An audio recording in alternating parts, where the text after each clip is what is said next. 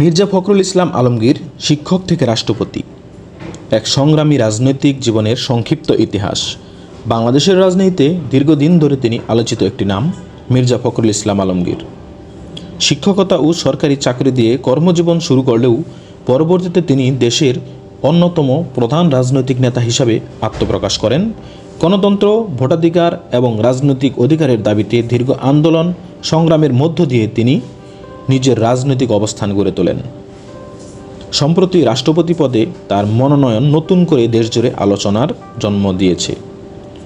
মির্জা ফখরুল ইসলাম আলমগীর 1948 সালের 1 আগস্ট তৎকালীন পূর্ব পাকিস্তানের ঠাকুরগাঁও জেলায় জন্মগ্রহণ করেন। তার বাবা মির্জা রুহুল আমিন ছিলেন একজন চিকিৎসক ও রাজনৈতিক ব্যক্তিত্ব।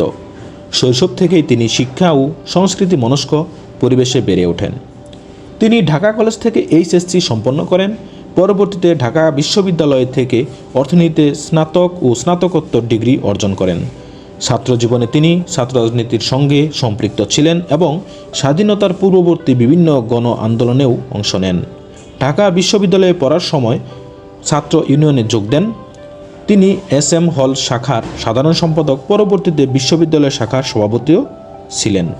মির্জা ফখরুল ইসলাম আলমগীর BCS শিক্ষা ক্যাডারে যোগ দিয়ে ঢাকা কলেজ, পরবর্তীতে ঠাকুরগাঁও সরকারি কলেজে অর্থনীতি পড়ান। পরে সরকারি প্রশাসনে যোগ দিয়ে বাংলাদেশ সরকারের পর্যটন কর্পোরেশনে চাকরি করেন। তবে প্রশাসনিক চাকরির চেয়ে রাজনীতিকেই তিনি নিজের জীবনের লক্ষ্য হিসাবে বেছে নেন এবং চাকরি ছেড়ে পূর্ণকালীন রাজনীতিতে যুক্ত হন। বাংলাদেশ জাতীয়তাবাদী দল BNPতে যোগ দেওয়ার পর তিনি ধীরে ধীরে দলের গুরুত্বপূর্ণ নেতা হয়ে ওঠেন। সংগঠক হিসাবে তার দক্ষতা, পরিমিত ভাষা এবং রাজনৈতিক প্রজ্ঞার কারণে তিনি দলের সর্বস্তরের নেতাকর্মীদের আস্থা অর্জন করেন। পরবর্তীতে তিনি বিএনপির মহাসচিব হিসাবে দায়িত্ব গ্রহণ করেন এবং দীর্ঘ সময় ধরে সেই দায়িত্ব পালন করে আসছেন। 2001 সালের জাতীয় সংসদ নির্বাচনে তিনি ঠাকুরগাঁও 1 আসন থেকে সংসদ সদস্য নির্বাচিত হন।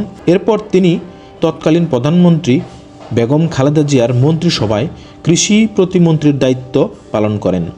স্বল্প সময়ের মন্ত্রিত্বকালেও কৃষি উন্নয়ন, কৃষকদের সহায়তা এবং খাদ্য উৎপাদন বৃদ্ধির নানা উদ্যোগে তিনি ভূমিকা রাখেন। রাজনৈতিক জীবনে তাকে বহুবার মামলা, গ্রেপ্তার এবং কারাবরণের মুখোমুখি হতে হয়েছে। বিভিন্ন সময়ে আন্দোলন সংগ্রামের কারণে তিনি অসংখ্য মামলায় অভিযুক্ত হন এবং দীর্ঘ সময় কারাগারে কাটান। তার দল ও সমর্থকদের মতে এসব মামলা ছিল রাজনৈতিক উদ্দেশ্য প্রণোদিত। গত 1 দশকেরও বেশি সময় ধরে তিনি গণতন্ত্র পুনঃপ্রতিষ্ঠা, অবাধ ও সুষ্ঠু নির্বাচন, মত প্রকাশের স্বাধীনতা এবং রাজনৈতিক অধিকারের দাবিতে আন্দোলনের নেতৃত্ব দিয়ে আসছেন। বিভিন্ন সমাবেশ, মানববন্ধন, পদযাত্রা ও রাজনৈতিক কর্মসূচিতে তিনি সক্রিয় অংশগ্রহণ করেছেন। তার বক্তব্যে গণতন্ত্র, আইনের শাসন এবং জনগণের ভোটাধিকারের বিষয়গুলো নিয়মিত গুরুত্ব পেয়েছে। ব্যক্তিগত জীবনে মির্জা ফখরুলকে একজন সাদাসিধে, ভদ্র এবং সংযত রাজনৈতিক নেতা হিসাবে অনেকে মূল্যায়ন করেন। রাজনৈতিক মতভেদ থাকলেও তার ব্যক্তিগত আচরণ ও শালীন বক্তব্যের জন্য তিনি বিভিন্ন মহলে সম্মান অর্জন করেছেন। রাষ্ট্রপতি হিসাবে দায়িত্ব গ্রহণ। সম্প্রতি রাষ্ট্রপতি মোহাম্মদ শাহাবুদ্দিন পদত্যাগ করার পর পদটি শূন্য হয়। এরপরই নতুন রাষ্ট্রপতি কে হচ্ছেন আলোচনা শুরু হয়। অবশেষে দেশের 23তম রাষ্ট্রপতি হিসাবে মির্জা ফখরুল ইসলাম আলমগীর চূড়ান্তভাবে মনোনীত হন।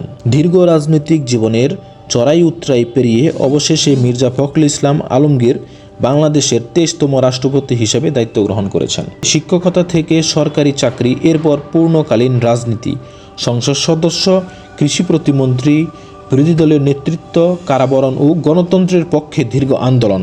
এই দীর্ঘ পথ চলার পর রাষ্ট্রের সর্বোচ্চ সাংবিধানিক পদে অধিষ্ঠিত হওয়া তার রাজনৈতিক জীবনের সবচেয়ে গুরুত্বপূর্ণ অধ্যায় হিসাবে বিবেচিত হচ্ছে। রাষ্ট্রপতি হিসাবে শপথ গ্রহণের মাধ্যমে তিনি সংবিধান রক্ষা, রাষ্ট্রের সার্বভৌমত্ব ও অখণ্ডতা বজায় রাখা এবং দেশের সকল নাগরিকের কল্যাণে নিরপেক্ষভাবে দায়িত্ব পালনের অঙ্গীকার করেন। বিভিন্ন রাজনৈতিক দল, কূটনৈতিক, নাগরিক সমাজের প্রতিনিধি এবং সাধারণ মানুষ তার নতুন দায়িত্ব পালনের প্রতি শুভেচ্ছা ও প্রত্যাশা ব্যক্ত করেন। সমর্থকদের মতে গণতন্ত্র, ভোটাধিকার এবং সাংবিধানিক মূল্যবোধের পক্ষে দীর্ঘদিনের অবস্থান তাকে এই পর্যায়ে পৌঁছে দিয়েছে। রাষ্ট্রপতি হিসাবে দায়িত্ব গ্রহণের পর তিনি দেশের সংবিধান অনুযায়ী দলীয় পরিচয়ের ঊর্ধ্বে উঠে সকল নাগরিকের রাষ্ট্রপতি হিসাবে দায়িত্ব পালন করবেন, এটাই সাংবিধানিক প্রত্যাশা। বাংলাদেশের রাজনৈতিক ইতিহাসে মির্জা ফখরুল ইসলাম আলমগীরের এই অধ্যায় শুধু একজন রাজনীতিকের ব্যক্তিগত সাফল্যের গল্প নয়, এটি দেশের দীর্ঘ রাজনৈতিক পরিবর্তন, গণতান্ত্রিক আন্দোলন এবং সাংবিধানিক ধারাবাহিকতারও একটি গুরুত্বপূর্ণ মাইলফলক। এখন তার সামনে সবচেয়ে বড় দায়িত্ব হলো রাষ্ট্রের সর্বোচ্চ সাংবিধানিক অভিভাবক হিসেবে সংবিধান সমুন্নত রাখা, জাতীয় ঐক্য সুদৃঢ় রাখা এবং দেশের গণতান্ত্রিক প্রতিষ্ঠানগুলোর প্রতি জনগণের আস্থা আরও শক্তিশালী করতে ভূমিকা রাখা।